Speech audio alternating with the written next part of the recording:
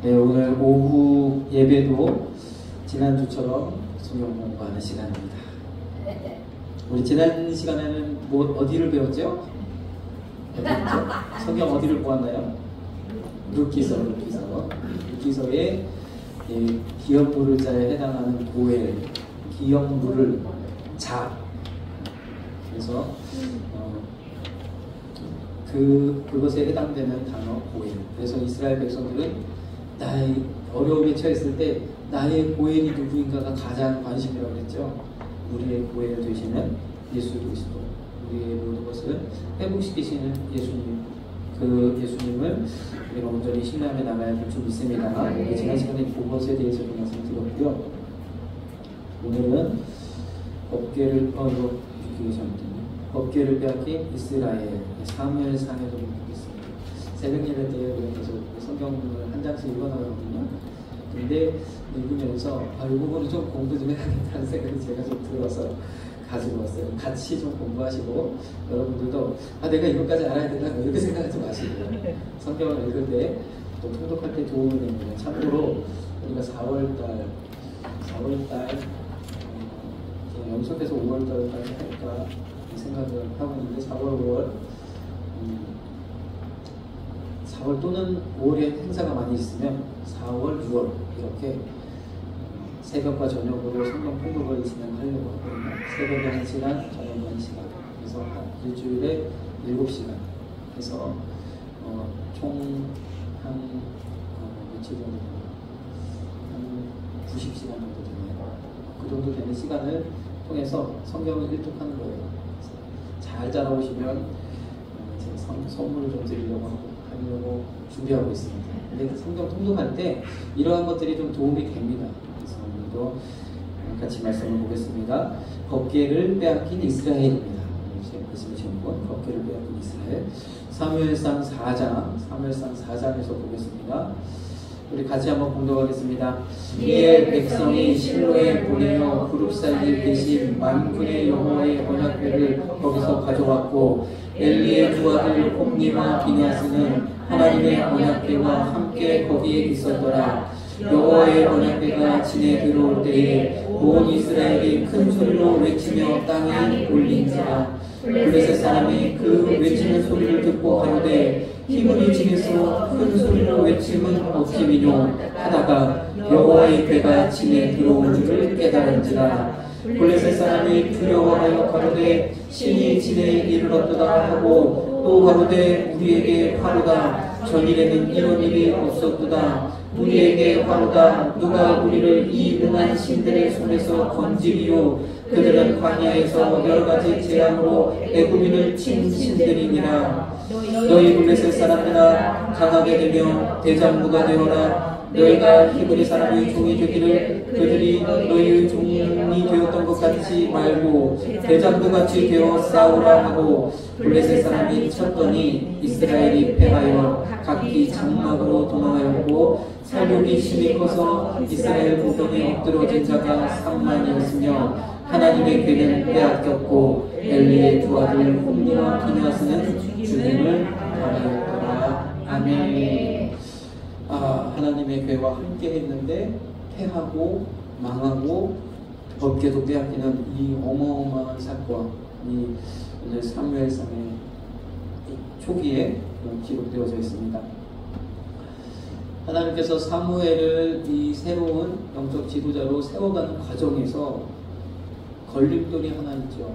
뭐냐면 당시에 영적 지도자로 세움받았던 엘리 제사장, 그리고 엘리의 두 아들, 그들과 관계된 이야기입니다.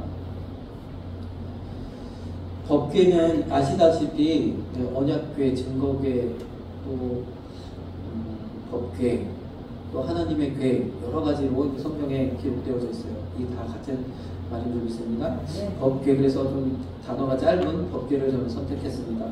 자, 법궤, 그리고 법궤라는 단어보다는 다른 단어가 더 많이 쓰였어요. 하나님께 언약궤, 증거궤가 더 많이 쓰여졌는데 이제 법궤라는 단어를 좀 사용해 보았습니다.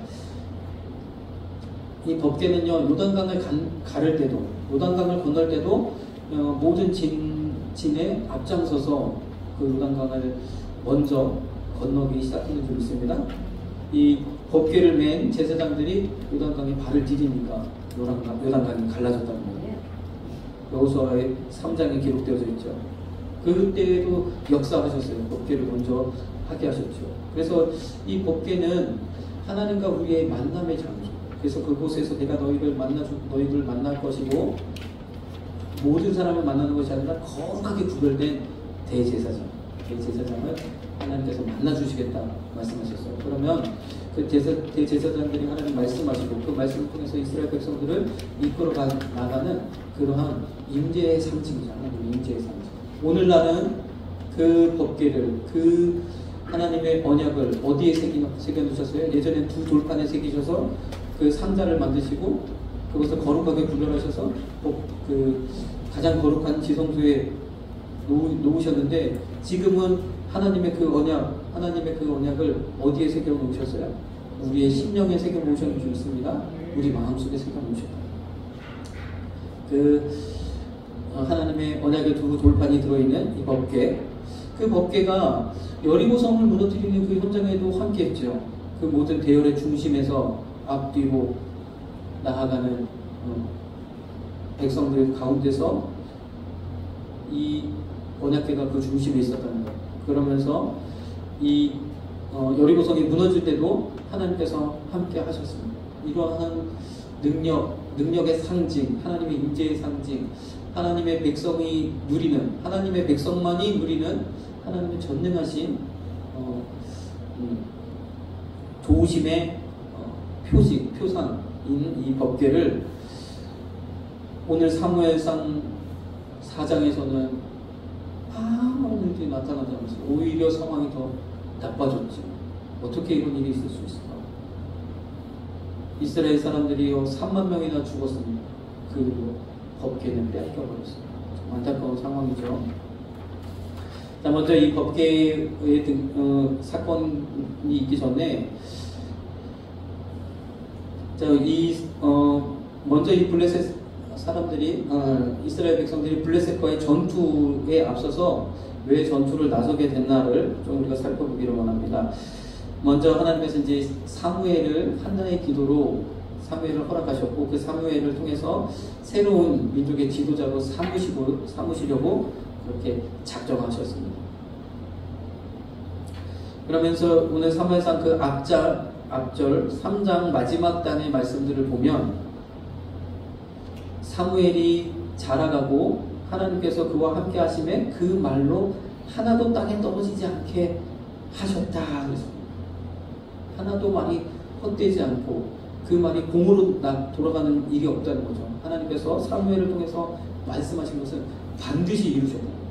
오늘날 우리에게도 이러한 은혜가 있기를 소망합니다. 저에게도 이러한 은혜가 있기를 소망합니다. 여러분들이 그렇게 기도해야 되죠. 그래서 우리가 보통 기도하실 때 우리 목사님 말씀에 하나도 땅에 떨어지지 않게 하시고 이런 말씀 하잖아요. 오늘 여기 있는 말씀 사무엘처럼 그렇게 해서 하나님께서 정말 이 사무엘은요 그냥 보통 사람이 아니고요 예수님의 표상이거든요. 왜냐하면 지금 이 사사기 사무엘이 지금 등장한 이 시기가 영적으로 가장 밑바닥까지 각자 자기 방식으로 하나님을 섬기는데 어떤 이는 암몬을 섬기는 방식으로 이따 얘기 들었죠. 암몬을 섬기는 방식으로 어떤 이는 바알신을 아세라신을 음란히 섬기는 모습으로 하나님을 섬긴다고 하는 하나님께 올려드린다고 뭘 만들어 우상을 만들어 그리고 하나님 앞에 드렸다 하나님 복 주실 거다 이러고 있던 시대예요. 그 시대 때 사무엘을 통해서 하나님 놀라운 이 변화를 영적인 각성, 영적인 변화, 영적인 지각 변동을 일으키시려고 이 사무엘을 세워가실 때 오늘 이렇게 말씀하셨어요. 그렇게 함으로써 하나님께서 모든 백성들로 하여금 이 사무엘을 선지자 하나님이 세우시고 그래서 이 하나님의 능력은 내가 하나님의 사람이라고 이야기해서 되는 것이 아니라 이렇게 하나님께서 그 말로 하나도 땅에 떨어지지 않게 하심으로 세워가시는 줄 믿습니다. 그래서 저도 마찬가지죠. 저를 좀 대우해달라고 할 필요가 없는 거예요. 하나님께서 이렇게 땅에 떨어지지 않게 하시면 자동적으로 권위가 세워지는 줄 믿습니다. 이것을 위해서 우리가 기도해야 되는 거죠. 물론 제가 대우받고 그러기 위해서가 아니라 우리 교회가 하나님 뜻 가운데 온전히 세워지고 하나님이 맡겨주신 사명 감당하기 위해서 사무엘이 이 영적으로 어두운 그 시대를 깨웠던 것처럼 그 일을 감당하기 위해서 반드시 또 그러한 은혜가 있어야 될 줄 믿습니다. 그래서 20절에 이렇게 선지자로 세우심을 입음을 온 백성들이 알았죠. 그래서 사무엘을 존경하고 또 경외하고 이렇게 사무엘에 대하여 정말로 하나님 다음으로 그를 이렇게 섬기는 그런 모습들이 있었을 거예요. 그때의 사무엘상 마지막 절 21절에 이렇게 해서 여호와께서 실로에서 다시 나타나시되 여호와께서 실로에서 여호와의 말씀으로 사무엘에게 자기를 나타내시니 그랬어요. 그리고 그냥 보통 한 장이 마치려면 대부분 내용이 좀 마무리가 지고 그 다음 장으로 넘어가는데 나타내시니 하고 4장으로 넘어갔어요. 4장으로 넘어가시면서 사무엘의 말이 온 이스라엘에 전파됩니다. 무엇인가 사무엘이 이야기를 이스라엘 백성들에게 전했던 거죠. 그때의 이스라엘 백성들이 블레셋 사람과 싸우려고 했다는 거예요. 자, 여기서 보면 어떤 말씀을 하나님이 행하셨는지를 정확하게 기록하고 있지 않지만 그 말을 전해 듣고 이스라엘 백성들이 전쟁에 나갔다는 거죠. 사무엘의 말을 신뢰하고 이제 블레셋 사람과 싸우려고 나아갔습니다. 그래서 그렇게 믿고 하나님이 도우실 것이라 믿고 이번 전쟁도 하나님께서 함께 하실 것이라 믿고 사무엘의 말씀을 의지하고 나아갔는데 오히려 패한 거죠. 4,000명이 죽임을 당했어요. 이것도 굉장히 큰 숫자죠. 몇십 명만 죽어도 엄청난 건데 블레셋 사람 앞에서 패하고 4,000명이나 잃었습니다. 너무 안타까운 상황이죠. 이스라엘 백성들이 장로들이 회의가 벌어졌습니다. 다 모여가지고 이게 도대체 무슨 일이냐? 어찌하여 우리로 오늘 블레셋 사람 앞에 패하게 됐는가? 이 원인을 좀 찾아보죠. 그렇게 하다가 한 가지 방법을 하나 찾아냈는데 뭐냐면 예전에 여리고 성도 무너뜨렸고 요단강도 갈랐던 이 언약궤를 함께 해야 합니다. 언약궤와 함께. 그래서 여호와의 언약궤를 실로에서 우리에게로 가져다가 이렇게 됩니다. 이거 하나님께서 행하시는 계획이 있습니다. 계획이 있습니다. 우리 중에 있게 하자. 이렇게 하고요. 이 언약궤가 이제 진중에 들어올 때에 이스라엘 백성들이 이젠 진짜 이른다.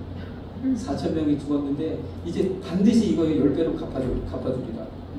나름대로 이 생각을 했을 거예요. 언약궤가 진에 들어올 때에 온 이스라엘이 큰 소리로 함성을 질렀죠. 그리고 땅이 울렸다고 했어요. 그때에 블레셋 사람들도 그 소리를 들었죠. 이게 무슨 소리야? 아, 언약궤가 들어왔구나. 블레셋 사람들도 그 소리를 듣고 가슴이 철렁 내려앉았어요. 아, 이제 큰일 났다. 우리가 말로만 듣던 그 애굽의 그 10가지 재앙을 통해서 이스라엘을 구원해냈던 그 신이 아니냐 이렇게 생각하는 거죠. 우리가 본문 말씀을 읽었잖아요. 그런데 참 이상한 게요. 이쯤 되면 간담이 녹아내려야 되는데 오히려 반대로 한 사람이 일어나서 야, 너희 블레셋 사람들아, 이스라엘을 향해서 그렇게 쫄아서 되겠냐 하면서 대장부같이 일어나라 하면서 사업이를 막 일으키는 거예요. 생각하면서 너 히브리 사람들이 지금 우리의 종이 아니냐, 너희가 종이 될래? 이렇게 하면서 막 부추기니까 오히려 블레셋에서 사기가 충천해가지고 이것은요, 어떻게 보면 블레셋이 하나님을 무시한 거죠. 그래? 우리가 할 수 있어. 우리가 이길 수 있어. 우리 신이 더 강해. 뭐 이런 걸로 나온 거죠. 자, 이게 너무 안타까운 상황이에요. 그래서 아까 우리가 보았더니 블레셋 사람이 쳤더니 이스라엘이 패하여 살육이 힘이 커서 이렇게 그냥 완전히 망하고 완전히 패하고 그렇게 끝난 겁니다. 뭐 왜 그랬느냐고 따질 겨를도 없이 완전히 망했어요. 하나님께는 빼앗겼다. 이렇게 되면 이쯤 되면 거의 이스라엘 나라에 존폐가 달려있는 그 정도의 결과를 맞이한 거죠. 근데 참 이렇게 되니까 이 법궤가 어떻게 보면 그냥 자기 암시력의 효과로 끝나버리는 것 같아요. 그냥 함성만 지르고 아무 효용이 없는 그런 일이 되어져 버린 것 같은, 정말 너무나 안타까운 거죠. 하나님의 사람으로서 하나님의 능력이 되어지지 않고, 십자가의 은혜가 되어지지 않고, 교회가 되지 않냐고 이런 경험을 하게 된다면 우리는 정말로 안타까울 수밖에 없는 줄 있습니다. 가장 불쌍하고 가장 불행하다는 거죠. 하나님의 백성, 하나님께서 선택하시고 하나님께서 예수 그리스도를 주고 맞바꾼 그 생명으로 이렇게 어이없이 패배한다면 우리는 정말로 너무너무 안타까울 줄로 믿습니다. 오늘 우리가 이스라엘 백성을 보면 그렇잖아요. 우리도 그렇게 돼서는 절대로 안 된다는 거죠. 자, 그러면 블레셋에게 패한 이유가 있습니다. 아까도 3절에 있는 것처럼 어찌하여 우리가 블레셋 앞에서 패하였는고, 이유가 있겠지요. 하나님이 응답하시지 않고 하나님 도우시지 않은 이유가 있겠지요. 그 이유는 어디에 있냐? 엘리 제사장 가문에 있습니다. 여기 보면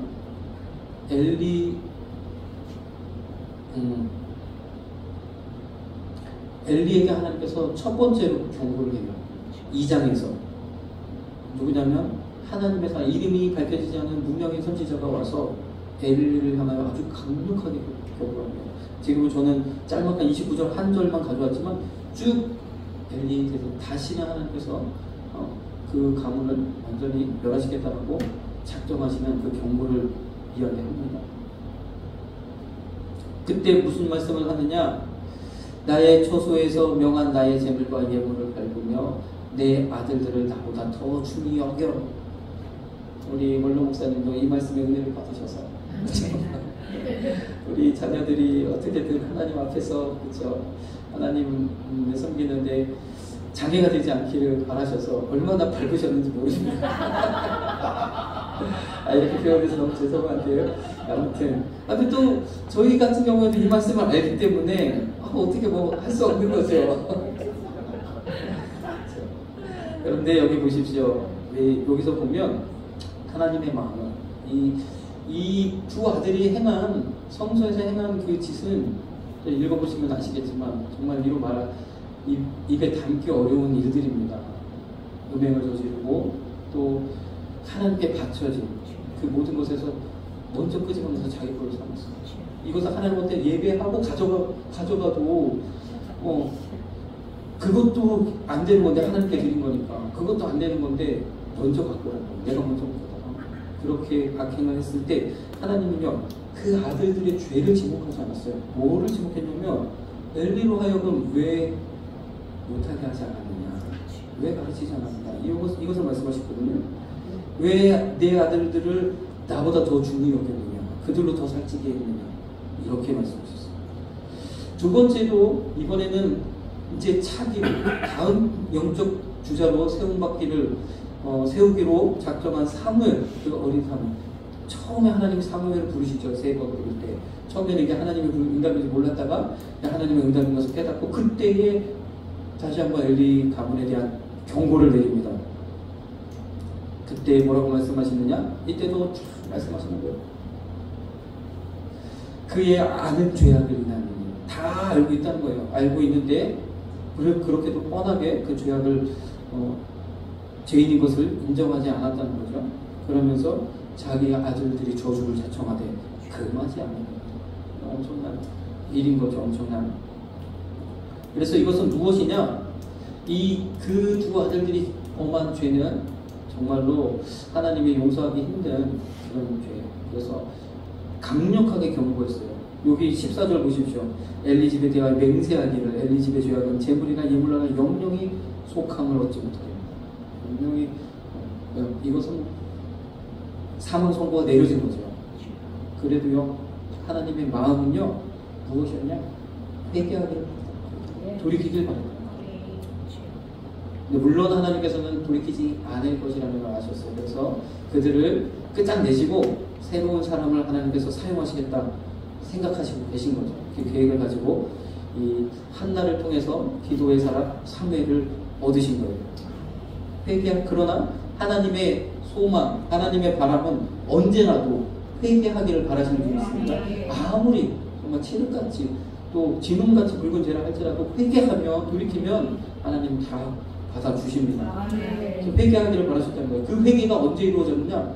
한참 지난 후에 미스가 대성령으로 이루어지죠. 사무엘이 백성들을 불러 모으고 이제 회개를 촉구할 때 그때 엄청난 회개의 역사가 일어났어요. 그때 온 백성이 금식하면서 하나님 앞에 나와서 주여 우리가 죄인입니다. 우리가 잘못했습니다. 우리가 범죄하였습니다. 라고 회개할 때 하나님께서 이제 이스라엘을 바꾸셨다. 그 일이 일어났다. 회개하기를 바라셨는데 결국에는 회개하지 못했지요. 그러면서 우리가 이 법궤가 이제 빼앗겨 버리잖아요. 이 법궤가 블레셋으로 옮겨졌어요. 처음에는 그 블레셋에 아스돗이라는 큰 성읍, 5성읍 중에 하나죠. 아스돗이라는 성읍에 다곤 신전으로. 그래서 거기에 블레셋의 종교의 중심지, 예배의 중심지, 그 사람들의 예배의 중심지.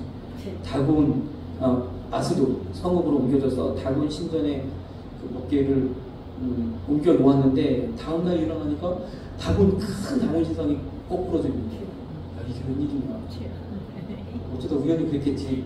세워놨는데 그 다음에 또 넘어져서 목 부러지고 팔 부러지고 그래서 그 목이 떼글떼글 굴러가고 문지방에 딱 걸려있어서 이 블레셋 사람들이 문지방을 안 밟는, 우리도 문지방은 밟으면 복 나간다고 안 밟잖아요. 그 사람들도 문지방을 안 밟는다는 거예요. 왜냐면 이건 복스럽지 못해 그런 거 안 밟는다는 거죠. 그런 일이 일어났다는 거예요. 몸뚱이만 나왔다. 그리고 나서 그 일로부터 시작해서 이 아스돗 성읍에 이상한 질병이 일어나기 시작합니다. 가만히 보니까 아마도 쥐들이 옮기는 것 같아요. 쥐들이 뭔가 이상한 질병들을 옮기기 시작하는데 온 백성이 독종으로 난리가 나는 거예요. 몸에서 뭐 여러 가지 피부병들이 일어나면서 목숨을 앗아가는 그런 일들이 일어나요. 그래서 부랴부랴 이 법궤를 다른 곳으로 옮깁니다. 블레셋의 5성 가운데 하나인 가드 성 보면 골리앗도 가드 사람이죠. 가드라는 곳으로 옮겨졌는데 거기에 옮겨놨더니 이제는 가드라는 그 성읍이 난리가 났어요. 그래서 이번에는 그것을 딴 데로 보내라. 그래서 에그론으로 보냈는데 에그론도 난리가 났어요. 이렇게 돼서 이 사람들이 이것을 다시 이스라엘로 보내자.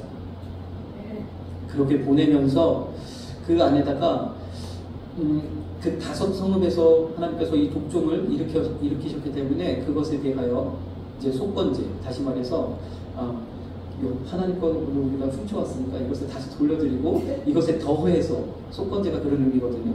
아시죠? 속건제가 하나님의 선물에 대해서 범한 것을 상하는, 그 죄를 사함받는 제사잖아요. 속건제로 그렇게 드렸는데 무엇이냐면 금 독종을 5개를 드렸죠. 각 성읍을 대표해서 금 독종 형상 큰 금덩어리 5개를 드리고, 금쥐는 그 안에 속해 있는 여러 작은 성읍들 그 개수만큼 금쥐를 만들어서 같이 이렇게 해가지고 이스라엘로 보냅니다. 그런데 이 베세메스에서 이제 베세메스는 이제 유다 진영이고 블레셋과의 국경 근처의 도시이죠. 이 베스메스의 사람들이 이 언약궤를 받았어요. 너무 기뻤죠. 하나님의 궤가 다시 이스라엘로 돌아오니까 너무 기뻤어요. 7개월 만에 돌아오는 거예요. 그리고 돌아올 때 거기 보니까 멋진 엄청난 예물까지 같이 들어오는 거예요. 너무 그래서 신나고 궁금했어요. 과연 뭐가 들어있나 법궤 안에. 주여. 그래서 법궤를 들여다보았더니, 자, 여기서 들여다보았다는 것은요 마찬가지예요. 블레셋 사람들도 법궤를 향하여서 하나님을 무시하고 하나님을 경외하지 못했던, 그리고 베세메스 사람들도 마찬가지예요. 하나님의 사람이라고 해서 예외가 없는 거죠. 그들도 마찬가지로 하나님의 궤를 거룩히 여기고 하나님의 방법으로 이것들을 다루어야 되는데 궁금하다고 그 안에 도대체 이렇게 많은 금붙이랑 같이 보냈는데 이 안에 과연 뭐가 들어있는가 궁금해서 들여다봤더니 70인이 죽었다. 여기서 가로하고 5만이 되어져 있습니다. 5만 70명이 죽은 건 아니고 70명이 죽었다라고 역사적으로도 그렇게 이야기하고 있어요. 그래서 여기에 왜 5만을 삽입했을까? 제가 생각할 때는 블레셋에서 죽은 사람들이 대략 5만쯤 될 것이다. 그래서 다시 말해서 이 여호와 궤를 통해서 죽은 사람이 블레셋에서 죽은 5만과 베세메스에서 죽은 70명, 5만 70명이라 이렇게 얘기하는 거죠. 어마어마한 사람들이 죽임을 당했어요. 그리고 나서 깜짝 놀래가지고 기란 여아림으로 보내고 아미나답이 그 법궤를 계속적으로 모시고 있는 그런 상황이 일어납니다. 그리고 나서 20년 동안이 있었더라 그랬습니다. 20년 동안. 그래서 저는요 처음에 이제 이 말씀을 이렇게 통독할 때는 20년 동안 있다가 그 다음에 다윗이 아미나답이 집에서부터 다윗 그 성 앞에 다윗이 만들어 놓은 다윗의 장막이라고 이름하는 그 장막 안에 법궤를 옮겨 놓았구나 생각했는데 그렇지 않고요. 다윗의 장막이 옮겨지기까지 시간이 약 100년 정도 흘렀다는 거예요. 법궤가 이스라엘을 떠난 이후에 다시 다윗의 장막이 아니라 성전에까지 들어가기까지 100년 성전에 딱 반치되기까지 100년.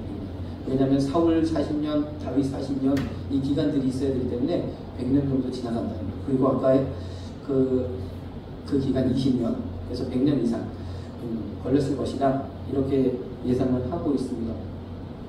정말 하나님께서 이렇게 하셨는데 아까 우리 말씀을 읽었던 것처럼 20년 동안 궤가 기란 여아림에 들어간 날부터 20년 동안을 오래 있은지라. 이 20년은 무슨 의미입니까? 그러면서 이스라엘 온 족속이 여호와를 사모하니라 그랬어요. 그때의 사무엘이 온 이스라엘 백성을 불러 모으고 이게 미스바 성회인 거죠. 미스바 대각성도 이 미스바로 사람들을 불러 모아서 너희가 전심으로 여호와께 돌아오려거든 비로소 이 말을 시작하는 거예요. 비로소. 이것은 무슨 얘기냐? 20년이 걸렸다. 이스라엘 백성들이 하나님께로 돌아오기까지 20년이 걸렸다.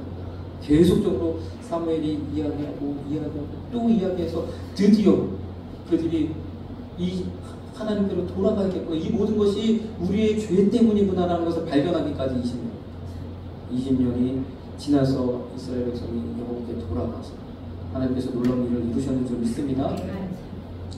참 이 모든 일들을 통해서 하나님께서 다시 사무엘을 통해서 회복을 시키셨지만 그러면 우리가 아까 보았던 한 가지 안타까운 사실이 있어요. 뭐냐면 이 법궤와 관련해서 법궤가 처음에 전장에 나가기 전까지 있었던 곳, 실로라는 곳. 그래서 여호수아 때부터 사무엘 초기까지 예배의 중심지였던 실로. 이 실로는 어떻게 됩니까? 근데 이상하게도 법궤가 예루살렘으로 다시 돌아온 다음에 다시 실로로 가지 않았어요. 다시 실로로 하나님 보내시지 않았습니다. 여호수아 때부터 사무엘 초기까지 예배의 중심지였던 그곳이 하나님께서 이제 그곳을 더 이상 사용하지 않으신 거죠. 더 이상 이 법궤는 실로로 돌아오지 않았고, 뿐만 아니라 예배의 중심지가 실로에서 기브온으로 옮겨집니다. 모든 모세가 광야에서 지은 여호와의 장막, 성막에 있는 모든 것들도 다 기브온으로 옮겨가서 기브온에서 솔로몬이 1천 번제를 드리게 되죠. 여러 가지 이제 어려운 이야기들이 나오지만 이런 과정을 통해서 하나님이 이렇게 하셨다는 거예요. 자, 그러면 사무엘이 처음에 이스라엘 백성에게 향한 이야기는 회개하라는 거죠. 회개하라. 너희들이 그렇게 계속해서 회개하지 않으면, 하나님께로 돌아오지 않으면 여호와께 돌아오라. 여기 찬양도 있잖아요. 여호와께 돌아오라. 그 이야기를 계속 했을 텐데, 이스라엘 백성들이 그 사무엘의 이야기를 하나님께서 우리 가운데서 죄악을 끊어버리라고 하는구나. 이 블레셋을 우리가 물리쳐야겠다. 이스라엘 가운데, 유대 가운데 예수님이 오셨을 때 예수님은 정치적 메시아로 보았던 것처럼 그 하나님의 메시지를 이 땅 가운데서 블레셋을 멸하라고 하는구나, 이렇게 여기고 블레셋과 전투를 나갔던 거죠. 결과적으로 하나님과 함께 하셨었고, 하나님은 그 과정을 통해서 실로의 제사장으로 있었던 엘리와 엘리 가문을 멸하기로 작정하신 거예요. 하나님을 무시하고 하나님을 하지 않았던 그곳에서 하나님이 촛대를 옮기시려 하는 거죠. 그래서 오늘 우리가 쭉 보았던 말씀처럼 실로에서 이제 더 이상 실로는 예배의 중심지가 아니에요. 이제 성경에서 더 이상 등장하지 않습니다. 이제는 예배의 중심지가 기브온으로 옮겨졌고, 솔로몬 성전이 건축된 이후에는 솔로몬 성전이 있는 그곳이 예배의 중심지가 되었습니다.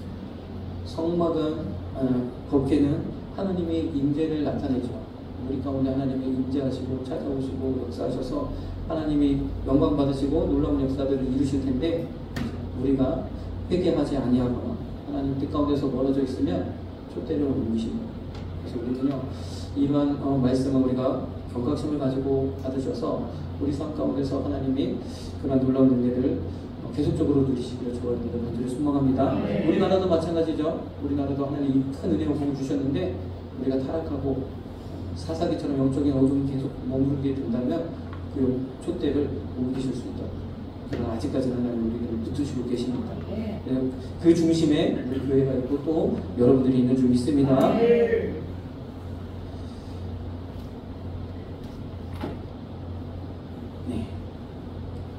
기도하겠습니다. 사랑해 주님 감사합니다. 오늘도 하나님 주의 말씀